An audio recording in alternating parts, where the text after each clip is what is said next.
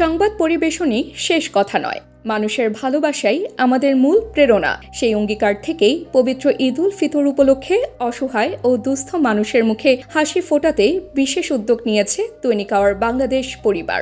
2 দিনব্যাপী ঈদ উপহার বিতরণ ও দোয়া মাহফিলের মধ্য দিয়ে সম্পন্ন হলো এই মানবিক আয়োজন। গত মঙ্গলবার 27শে রমজান পত্রিকার প্রধান কার্যালয়ে উৎসব মুখর পরিবেশে এই কার্যক্রমের সূচনা হয়। পত্রিকার প্রকাশক ও সম্পাদক আলহাজ গাজী মুক্তার হোসেনের সরাসরি তত্ত্বাবধানে শুরু হয় খাদ্য সামগ্রী বিতরণ।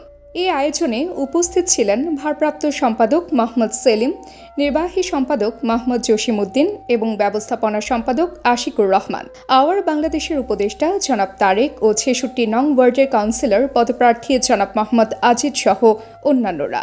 আমরা তারা যুবদলের পক্ষ থেকে আপনাদেরকে ধন্যবাদ জানাই এরকম একটি মহৎ অনুষ্ঠান করার জন্য। আসলে বাস্তবতা এটাই যে আমরা মানুষ হিসাবে প্রত্যেকটা মানুষের পাশে দাঁড়ানো। আমি মনে করি যে সাংবাদিক হিসাবে আজকে আপনাদের যে প্রয়াস এটি প্রশংসনীয় এবং আমি আহ্বান করব যে সকল শ্রেণীর পেশার মানুষরাই আমরা ঈদকে আনন্দকে ভাগাভাগি করে নেওয়ার জন্য আমাদের যার যার সমর্থন থেকে একটু গরিব মানুষদেরকে, একটু অসহায় মানুষদের সহযোগিতা করব।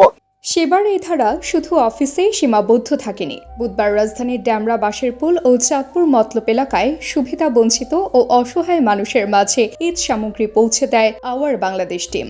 চাল, ডাল, তেল সহ নিত্য প্রয়োজনীয় উপহার হাতে পেয়ে আবেগ আপ্লুত হয়ে পড়েন সাধারণ মানুষ।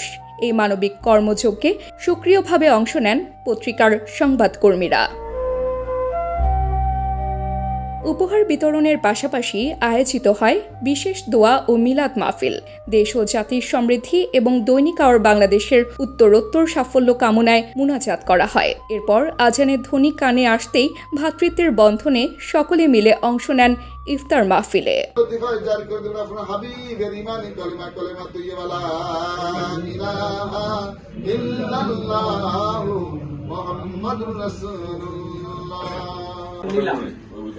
সেবার ভালোবাসার এই জয়গান অব্যাহত থাকুক প্রতিটি হৃদয়ে।